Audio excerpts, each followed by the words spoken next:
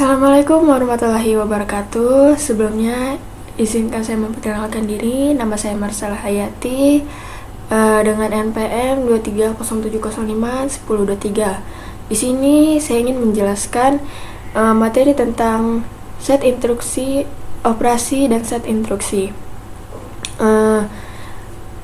Untuk mempersingkat waktu, di sini saya langsung ingin menjelaskan materi saya.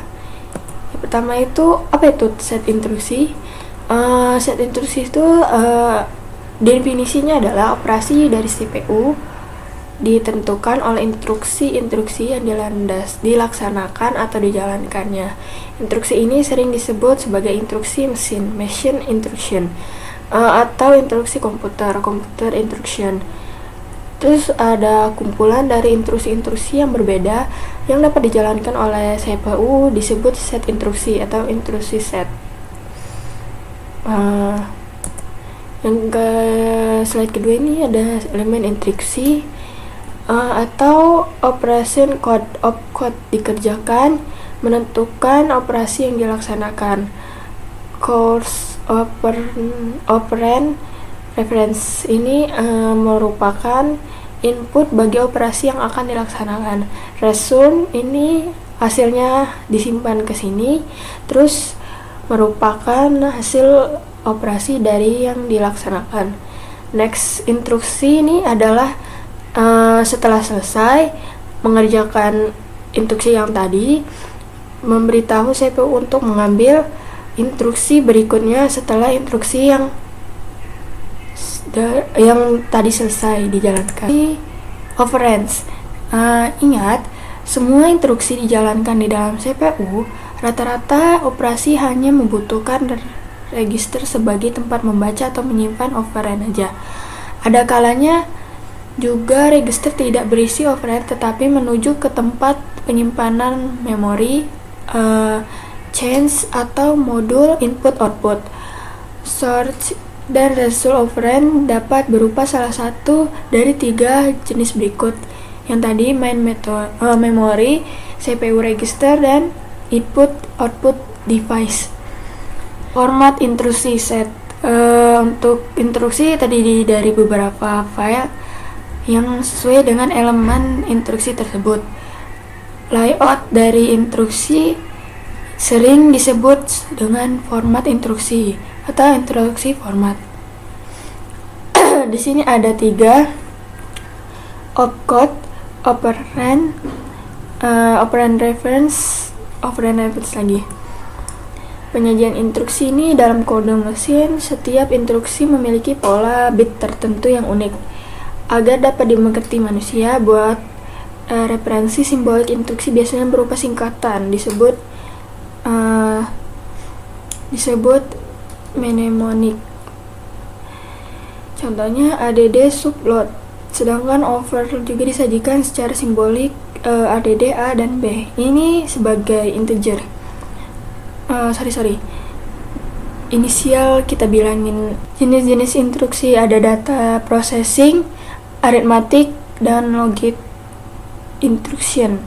Data storage, main memory instruction. Data moment ini berupa input-output dan program flow control. Jumlah address itu ada 3. Umumnya ada opcode, umumnya ini ada suatu alamat hasil, 2 alamat operand. Misalnya sub y ab, yang artinya kurangkan si a dengan b nya ini, kemudian disimpan ke rek yang e. Bentuk ini tidak umum digunakan komputer, tapi banyak operasi yang menggunakan ini karena program itu lebih pendek. Terus 2 alamat, bentuk umumnya itu opcode, 2 rek aja, 1 alamat hasilnya menangkap operand, 1 alamat operand. Misalnya sub y b, bentuk algoritmnya itu y dikurang b disimpan ke y. Bentuk ini masih digunakan di komputer sekarang, lebih sedikit mengaplikasikannya tapi panjang. Program ini ditambahkan ditambahkan itu terlalu banyak. 1. Alamat. Ini bentuk umumnya itu opcode dan 1 rek aja. Di sini ada sub B, algoritmnya itu AC dikurang B disimpan ke AC. Ini nih bentuk satu alamat ini digunakan di komputer zaman dulu, mengoperasikan satu register tapi program menjadi tambah panjang. Ya, semakin banyak alamat itu semakin memangkas sebuah program, mengoperasikannya itu semakin dipangkas gitu. Terus ada zero address. Yang tadi semua alamat operan implicit disimpan dalam bentuk stack operasi yang biasanya membutuhkan 2 operan akan mengambil isi stok paling atas dan di bawahnya. Misalnya sub masuk, kita buat algoritmiknya dulu. Top 1 dikurang top aja dimasukin ke top stop. Ada instruksi, artinya ini kurangkan isi stok nomor 2 dari atas dengan stok paling atas, kemudian hasilnya disimpan di paling atas. Ada instruksi stok push dan POP. Contohnya ada push A, push B, ADD, dan pop C. Berarti C tambah sama dengan A tambah B. Apa perbedaan perbedaan lebih signifikan antara address banyak dan address sedikit? Kalau address banyak ini instruksinya semakin kompleks, perlu register banyak, program lebih pendek dan lebih cepat karena waktu yang address yang ke bawahnya itu dipangkas dan memerlukan waktu yang singkat. Terus address yang sedikit ini instruksinya lebih sederhana, tetapi address sedikit ini instruksinya lebih sederhana dan eksekusinya lebih cepat. Pertimbangan perancangan, semakin banyak register yang diolah dalam satu instruksi semakin lambat. Semakin banyak baris operasi untuk mengeksekusi sebuah program juga semakin lambat. Oleh karena itu, CPU masa kini bisa dikatakan menggunakan perpaduan dari beberapa format instruksi tergantung konteksnya. Terus register. Jumlah register yang tersedia dalam CPU itu operasi apa yang register. Jumlah register yang tersedia dalam CPU. Jenis operannya ini address, alamat, number, integer atau floating. Terus karakter, logical data, bits or flags. Jenis operasi ini ada transfer data, arithmetic, logical, conversion, input-output, system control, transfer of control.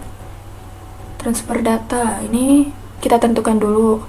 Terus course, tujuannya, terus lokasi menuju, ini tanda panahnya, menuju lokasi operan sumber dan operasi operan tujuan. Menetapkan lokasi tersebut dapat berupa memori, register, atau bagian paling atas daripada stack.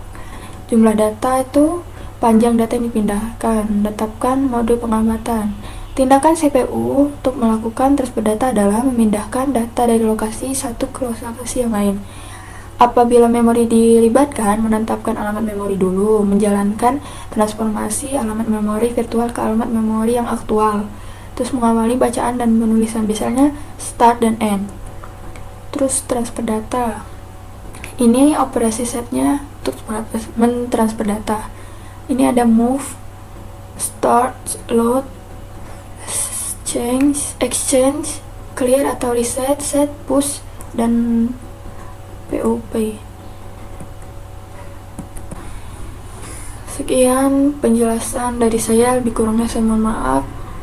Sekian materi yang saya jelaskan. Terima kasih sudah menonton. Saya akhiri. Wassalamualaikum warahmatullahi wabarakatuh.